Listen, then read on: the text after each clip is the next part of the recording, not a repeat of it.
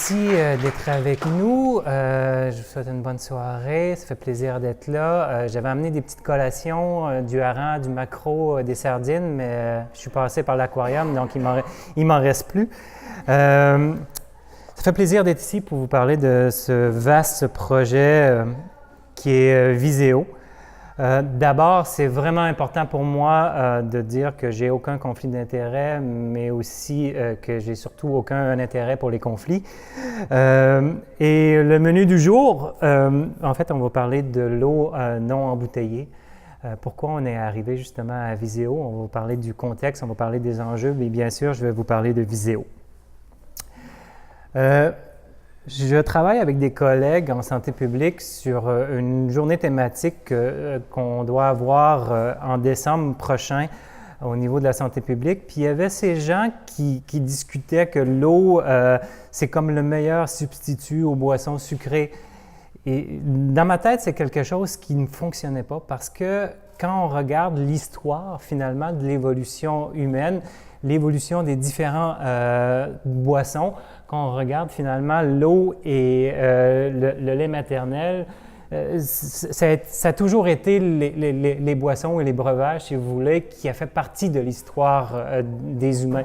Alors que la gazéification de l'eau et puis les grands de ce monde comme Coca-Cola sont arrivés uniquement dans les années 1800. Donc, l'eau ne se substitue pas aux boissons sucrées ni aux boissons gazeuses. L'eau a toujours été là. Donc, c'est le produit de base qui est utilisé par ces compagnies-là, d'ailleurs. Donc, quand on parle de l'eau non embouteillée, c'est important de bien comprendre qu'il y a quand même une concurrence qu'on peut affirmer déloyale parce que les moyennes ne sont pas les mêmes.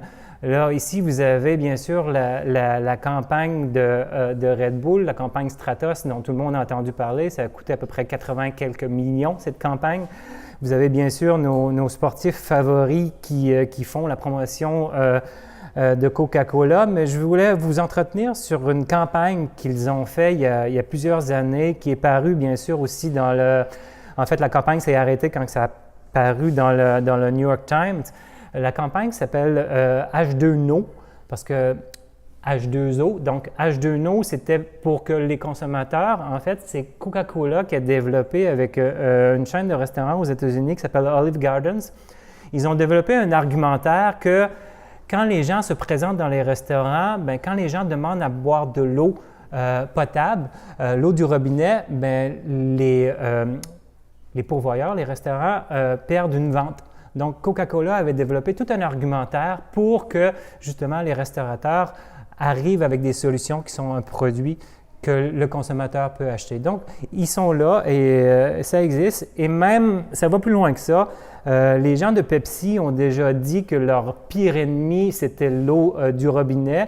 Et même, il y a une représentante, finalement, de Quaker, qui appartient bien sûr à Coca-Cola, disait que quand on va avoir terminé avec l'eau potable, son usage va être relié uniquement à la douche et au lavage des vêtements ou de la lessive. Aussi, bien sûr, quand on regarde l'eau non embouteillée, bien sûr, il y a quand même une concurrence déloyale avec l'eau embouteillée.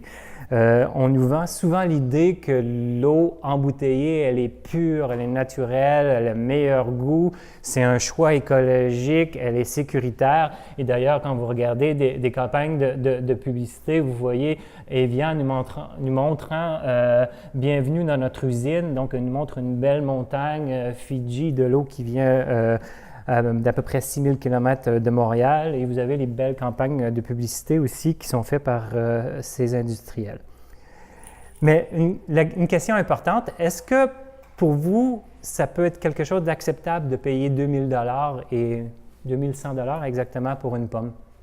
Je vous pose la question, on y répondra dans quelques instants, mais je veux juste vous présenter un document qui a été présenté cette semaine par le chef scientifique du Québec, en fait, le détecteur de rumeurs du FRQ, le Fonds de recherche du Québec, où finalement, on fait la comparaison entre ce que ça peut vous coûter de prendre à tous les jours de l'eau embouteillée versus de l'eau du robinet. Donc, ils ont pris comme estimation un prix moyen de 2 dollars par litre. Et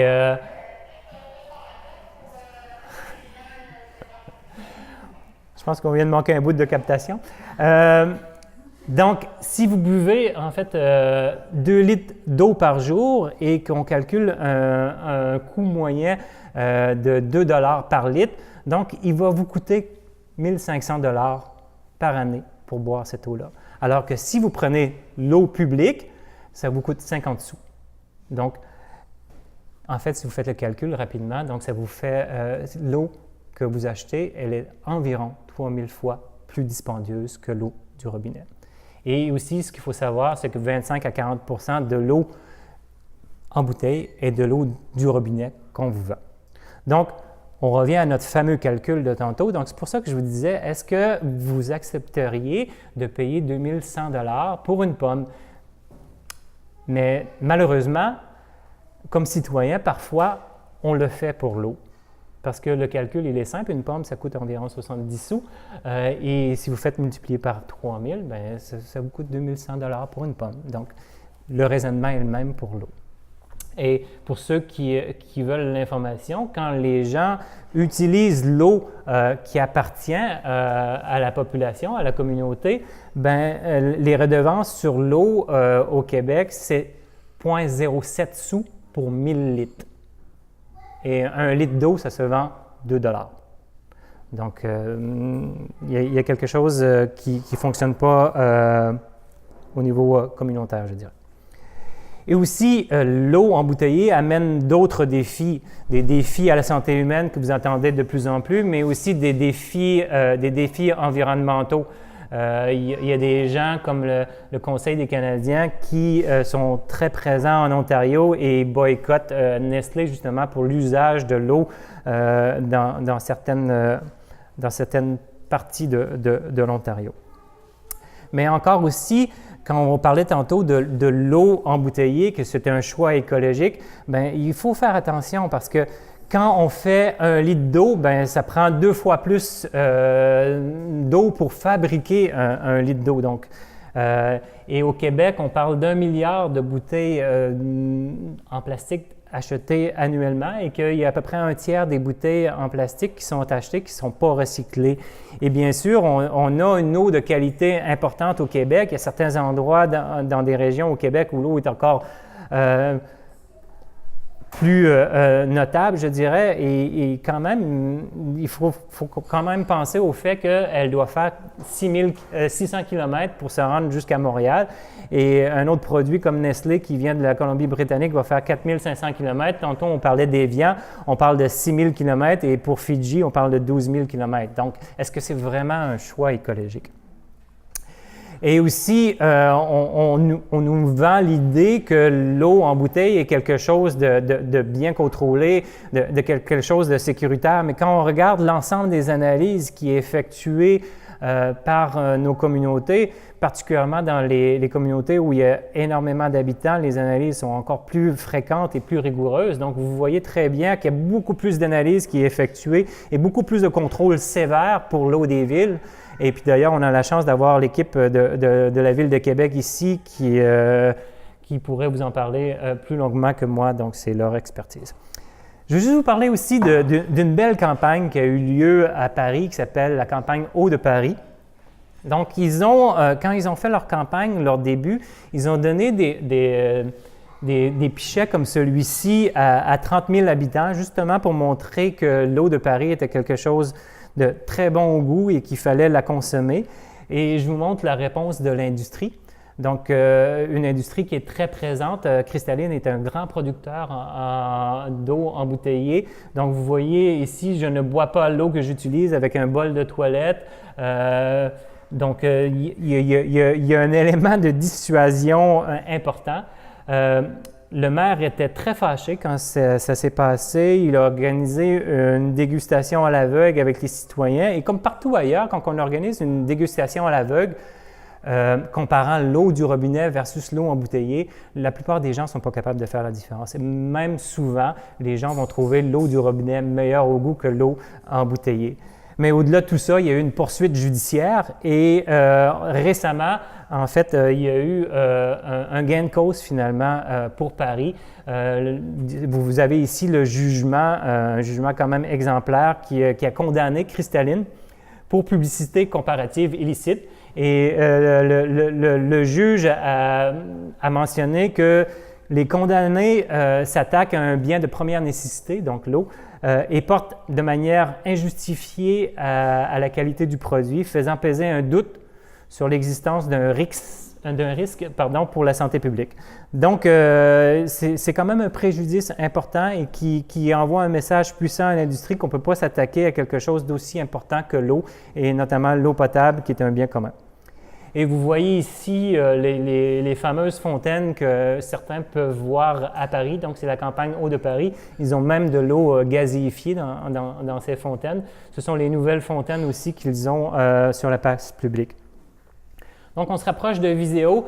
Ça, c'est peut-être un peu plus la situation dans certaines écoles du Québec où on a des robinets qui sont, ma foi, qui datent presque de la guerre, et aussi le fait qu'on a un jet très faible et que les enfants doivent se coller la bouche sur le jet, donc ça pose des petits problèmes.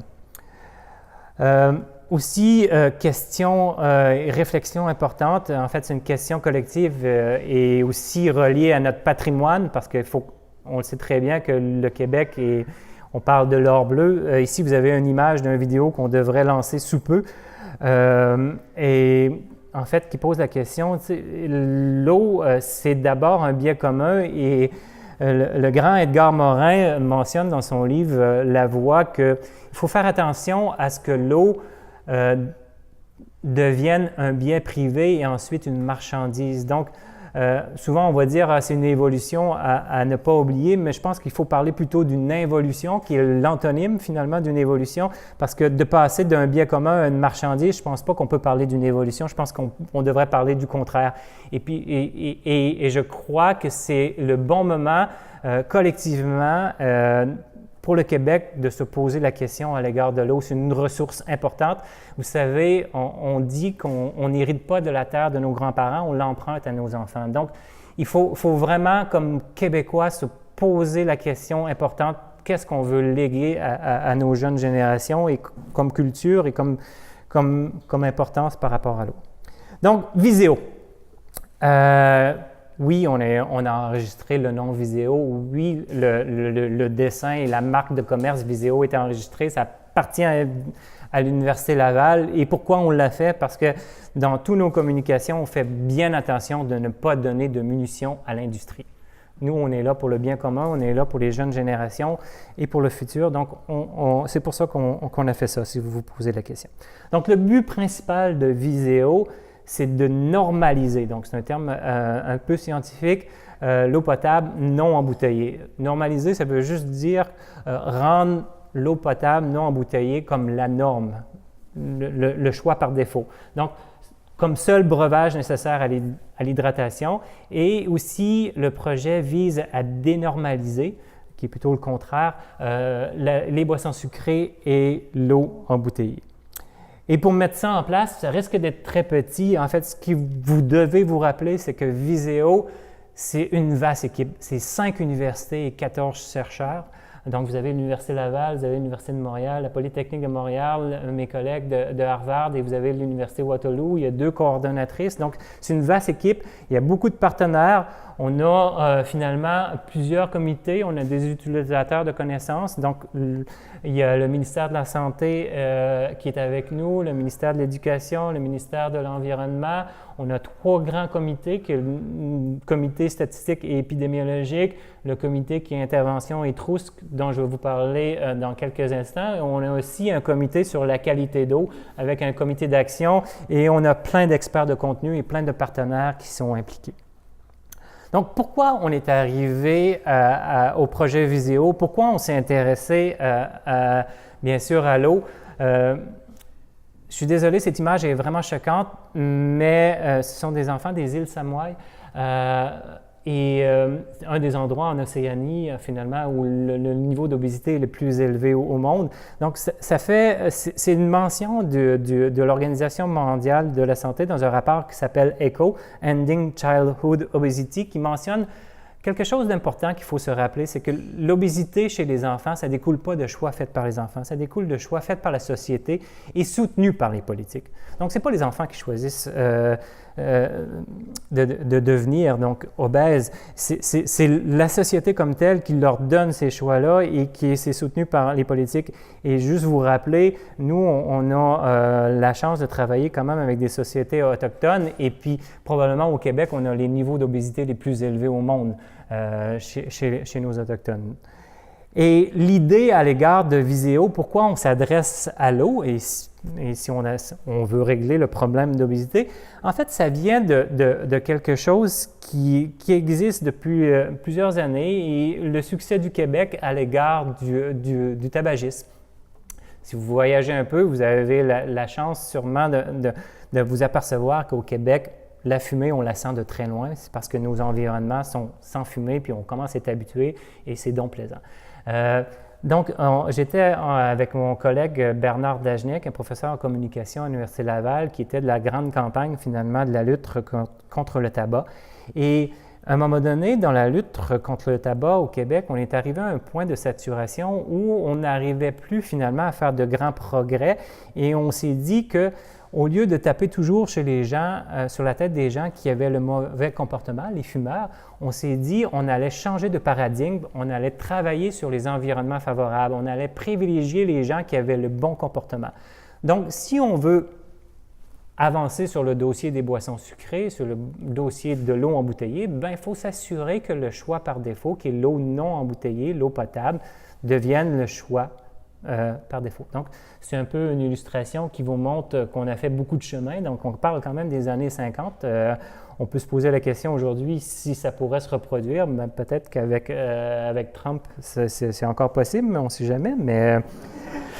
Mais moi, quand j'ai fait mes stages, les cardiologues fumaient, on fumait dans les unités de cardiologie, les patients venaient d'avoir un pontage, ça fumait. Donc, il y a beaucoup de choses qui ont évolué, ça a évolué très vite.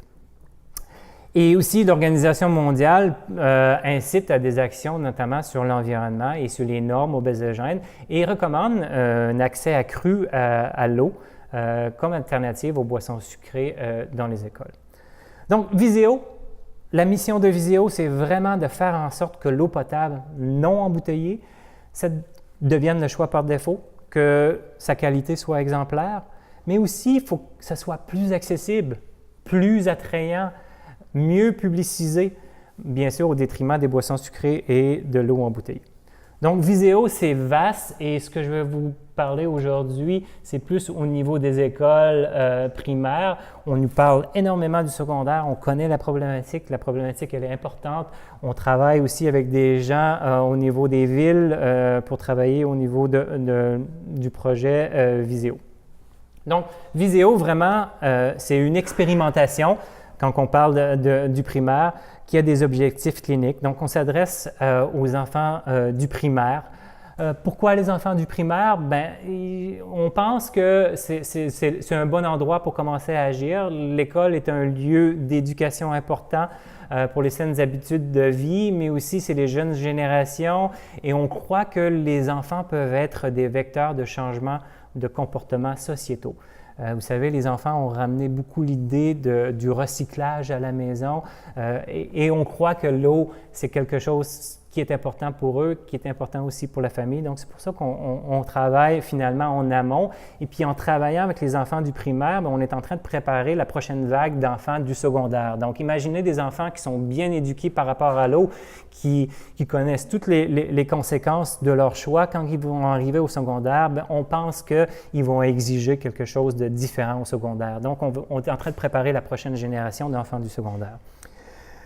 C'est une étude clinique, c'est un peu compliqué, donc je vais passer un peu rapidement sur le design. Donc, finalement, c'est 36 écoles au Québec, l'expérimentation Viséo au niveau primaire, qui va se passer sur 3 ans et on va partir avec des vagues différentes. Donc, vous voyez ça comme un escalier. Donc, les 36 écoles vont être séparées en 3 groupes de 12. Donc, il y a 12 écoles qui vont recevoir l'intervention Viséo la première année.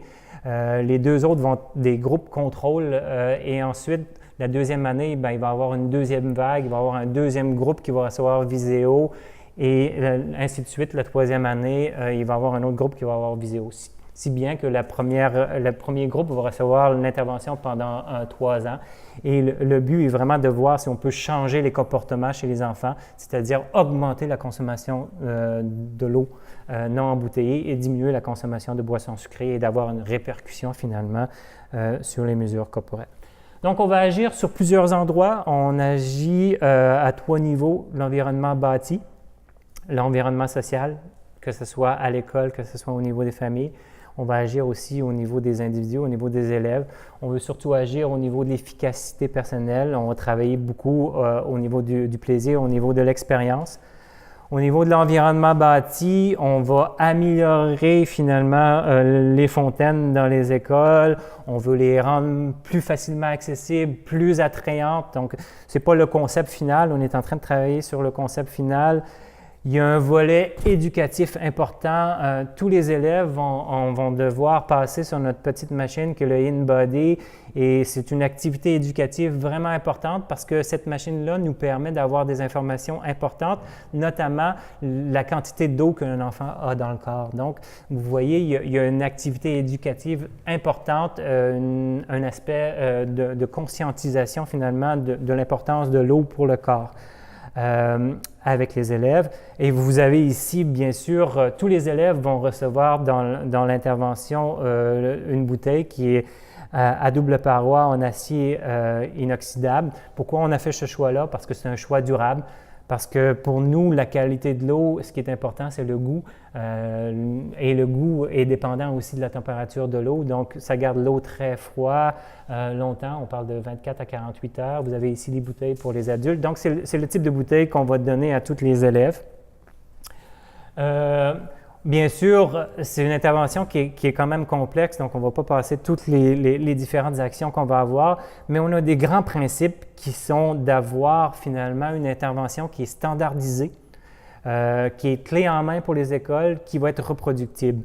Parce que c'est important de vous mentionner que bien que l'intervention se passe dans 36 écoles, le mandat qui nous est confié, c'est de faire cette étude-là pour une multiplication finalement du projet Viséo par la suite, si ça fonctionne bien, pour l'ensemble des écoles primaires du Québec. Donc, vous voyez, c'est un projet très ambitieux qui est regardé de très près. Donc, juste pour vous nommer quelques interventions, bien sûr, on va avoir un événement de lancement. Viséo arrive à mon école.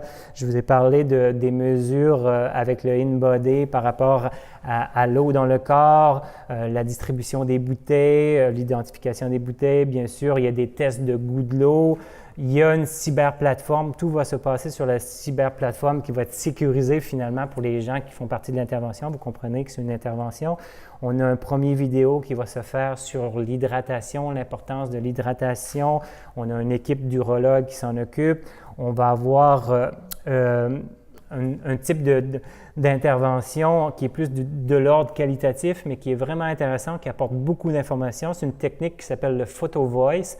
Le terme est anglophone, mais ça dit bien ce que l'outil fait, c'est qu'on demande aux gens différentes questions et puis les gens doivent prendre des photos par rapport à ces questions-là. Une question peut être, lors d'une activité que vous faites en famille, vous êtes confronté à boire.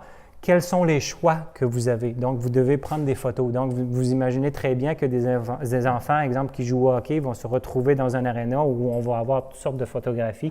Donc, ça peut être quelque chose de très intéressant et ça permet aux gens de s'exprimer. Donc, c'est une technique qui s'appelle le Photo Voice, donc qui est importante pour nous aussi. Et aussi, on a quelque chose qu'on va travailler plus au mois de décembre. On veut travailler sur l'éducation au goût avec une trousse qui s'appelle « J'ai le goût de l'eau ». En l'honneur, bien sûr, de la fameuse chanson que vous connaissez probablement de Michel Rivard, « Le goût de l'eau ».